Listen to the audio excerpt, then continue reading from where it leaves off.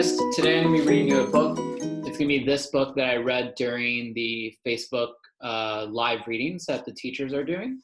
But I figured I would read it for you guys, specifically first grade and kindergarten, because it's a perfect book. And all throughout the year, we either watched a video, we read a book, and then we learned how to draw the main character like we did with Elephant and Piggy. So I figured, why not do an underwater unicorn that could be fun to draw?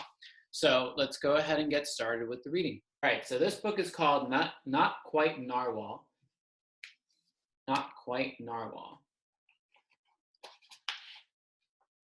And it has really nice artwork as well, so that's why I also chose it. Kelp was born deep in the ocean. And you can also pause at any moment if you want to look at the artwork in the video. He knew early on that he was different from other narwhals. His tusk wasn't as long as everyone else's. He had different tastes in food, and he wasn't a very good swimmer. But his friends didn't seem to mind, so Kelp decided he wouldn't either. That is, until he was swept away by a strong current.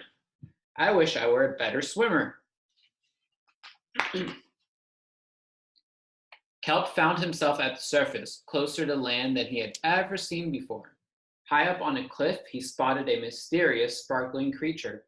It looked so familiar. It looked like Kelp. Kelp swam toward land as fast as he could, which wasn't very fast at all, hoping that he could catch up with a creature that looked just like him. When he finally reached the shore, Kelp felt a little bit anxious. He had never left the ocean. He was nervous about walking for the first time, but the land creatures made it look so easy. Oof, it wasn't. Eventually, he got the hang of it. Everything on land was strange and beautiful, but also kind of scary. Kelp began to think he might never find the creature that looked just like him, but as he stumbled out of the forest, land narwhals! Actually, we're unicorns, and by the looks of it, so are you. Kelp had never heard of unicorns before. They taught him all sorts of new things about his tusk. We called them horns, introduced him to unicorn delicacies, and they showed him how to gallop. There was no doubt that Kelp was, in fact, a unicorn. He was having so much fun that he didn't want to leave. But then he remembered all of his friends under the sea. Kelp missed them terribly, so he had said goodbye to the unicorns and returned to the ocean. Kelp swam towards home as fast as he could, which wasn't very fast at all, hoping that the narwhals would still like him now that he was a unicorn. When he finally arrived, Kelp had butterflies in his stomach.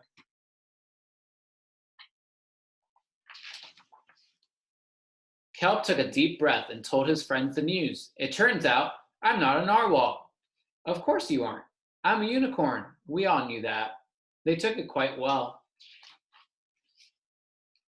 Kelp was happy to be home, but now that he'd experienced life on land with the unicorns, he couldn't seem to forget them.